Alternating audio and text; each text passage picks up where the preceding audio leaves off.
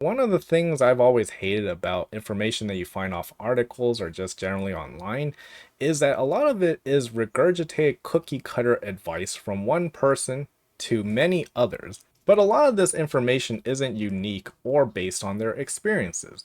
It's somewhat of a pseudo marketing spam type of thing where it's very superficial. And in any case, here are some things that I think are pretty important, but are usually not at the top of the Google search rankings that you should probably know about. Now, if you watch a lot of personal finance videos, maybe you've heard this in passing or occasionally, but the advice they give you, at least in personal finance, is really not one size fits all. Personally, for me, I don't actually use or rely on any of the personal finance rules out there. Let's say the 10-20 rule or the 5-4-10 rule. I'm making those up, but that's the gist of it. Some catchy ratio rule where, let's say, rent is supposed to be 20% of your paycheck, or the total loans or debts you have should only be 5% or something like that. I'm not usually one to follow these rules, not because I'm a rule breaker rebel, but because instead I build my own budgets and my own financial models for my own forecasts or projections. For financial analyses, we usually want to understand what the key drivers are that are driving our expenses, our earnings, so that we can apply some logic to the forecasts or projections that we're making. These projections are basically predictions on how much future earnings or future expenses will be.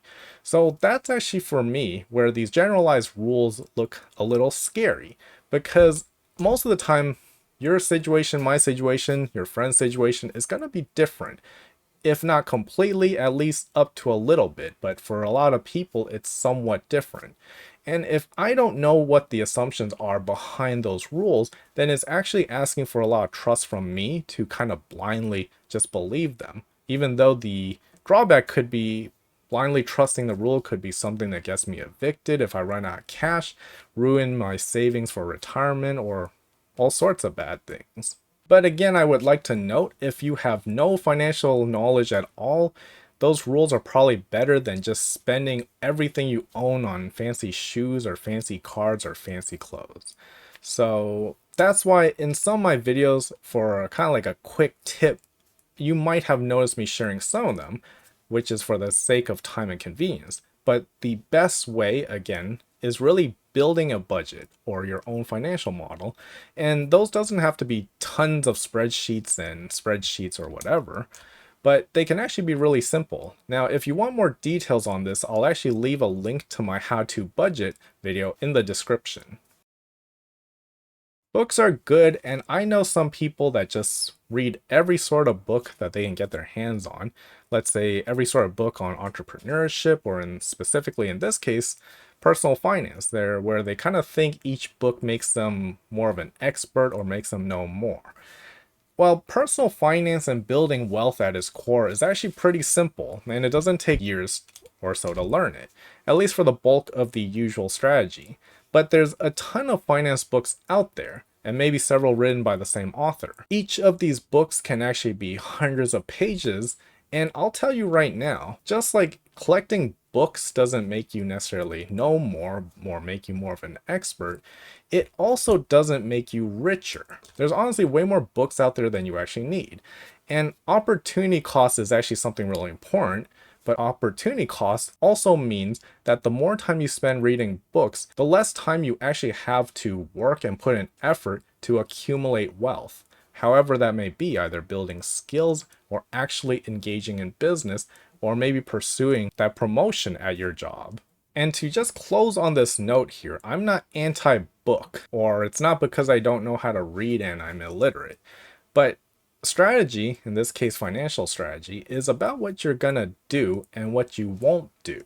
So we only have so much time. We only have finite time. So we need to pick our actions wisely to best achieve our goals.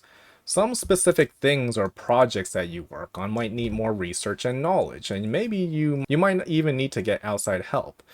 But for the typical person, things like how to not overspend, how to save, or how to passively invest, they're pretty easy to learn. And I don't think the ROI on reading every single personal finance book out there is actually worth it. But I will admit, I haven't read all of them, so I can't tell you for sure. Real investing is not supposed to be super fast paced and exciting. Now, while you have some people that invest, some other people they gamble. But a lot of what the typical person is directed to actually do is invest and not gamble. Now, let's talk a bit about the 401k. That is the main retirement plan in the US, and it's mostly about investing, which is slow and not a ton of action on your part. And I know there's things like speculative trading and day trading, but that's not exactly investing, at least not the type of investing that most people are recommending to you. Because the stock market is not supposed to be a get rich quick scheme. And if you play like a casino, then you'll probably see similar results where there's a few lucky individuals who become very, very rich, but mostly people or individuals who go very, very broke. And I wouldn't suggest that you try to time the market either because it's usually a bad idea. It requires a lot of active work and usually yields poor results. And there's some statistics or studies to go along with that idea as well. So there's really no easy shortcuts here unless you were born with rich parents. So expect that investing should take you years and decades to really realize a lot of its value.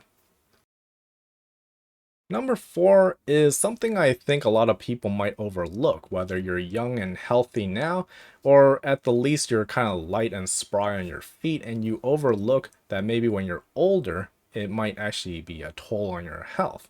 But the key here is to really take care of your health. And I live in the US, and healthcare here is actually extremely expensive. And I always like to make this joke, but healthcare in the US doesn't make up 17% of GDP for no reason. And it's especially expensive if you don't have insurance. That includes medical, dental, vision, or mental. And maybe you've even seen on YouTube, but there's literal injured people who try to run away from ambulances just to avoid having to pay those expensive bills. And if you've ever been to the hospital as a patient, or if you get more serious medical issues like cancer, or even for dental, there's root canals, crowns, and other things. They're all actually very, very expensive. And these things usually become afterthoughts because you don't see them right away. For example, if you don't brush your teeth for the first day, it doesn't mean all your teeth will be decayed. But if you keep that habit, then eventually you're going to need root canals or maybe crowns or whatever it is. So there's not a lot of excitement around being proactive in maintaining good health for a lot of people, I think. Now, some people are fitness nuts, so that doesn't apply to them. But I think the key here is to really remember that medical bills get really expensive in our country, and depending where you're watching from, maybe in your country as well, but especially so in the US. So if you're watching this from the US or wherever you have expensive medical care, you should really consider taking care of your health. And the other added benefit is if you are watching these videos, that might mean you're interested in having enough money for a good retirement. If you're healthy, then you'll also live longer to enjoy the money that you save up. And for me personally, I'm not accumulating money just for the sake of creating a treasure chest or a money vault. I'm doing it because in order to live a stress-free and comfortable life, I actually need more than I currently have. So the healthier I am, the longer I'll be able to enjoy that. I think in the last recent years, there's been a lot of push and a lot of advocates for how you should start your own business and move away from the traditional model of just working from the 9 to 5 or working for someone else.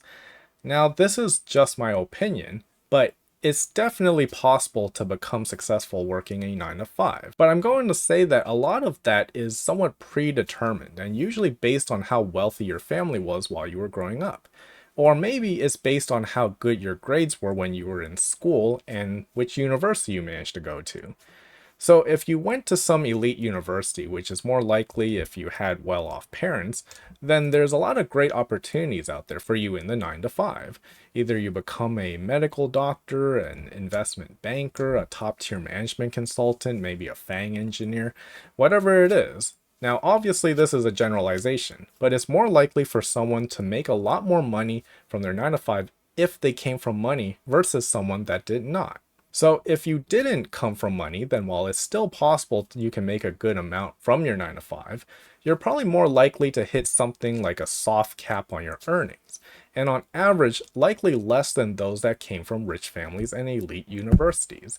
Because usually the best companies, the ones that pay the most, they usually want people from the best schools with the highest education or the best connections, and that's not going to be most people.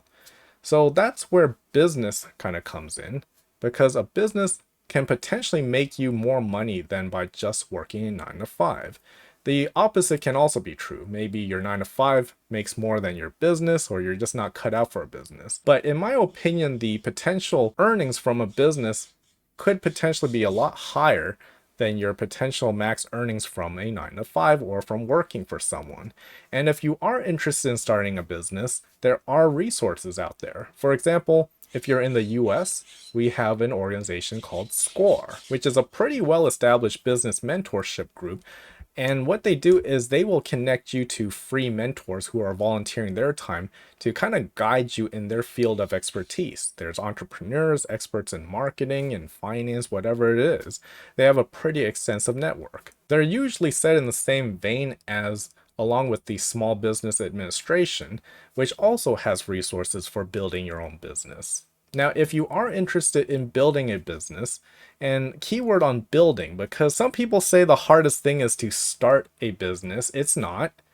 But the hardest thing in my mind in when we're talking about business is actually to be able to keep at it and build your business while you're unsure if it'll ever pay off. But because that's a very real thing, that the business that you start or spend years on might actually not come to fruition, and you might end up either losing money or just not be able to make money off it at all.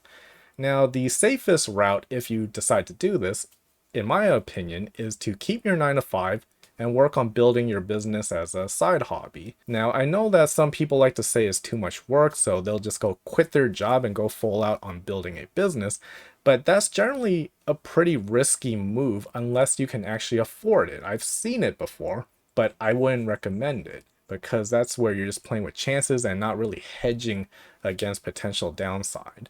So take that into consideration to guide you on what you want to do. So this brings me to a final note that I want to share for this video.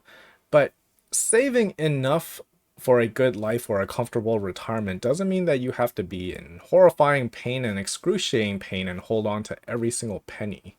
You might not be able to change Corvettes every single year, but you also don't have to race to the floor and fight everyone for each penny that you see on the sidewalk every single day, or mooch off your parents until you're 65.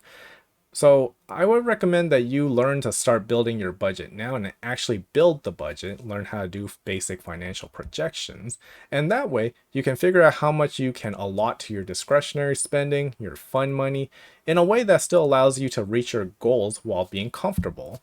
And that's really all I have to say for this video. If you liked it, please hit the like button, please subscribe, and thank you so much for watching.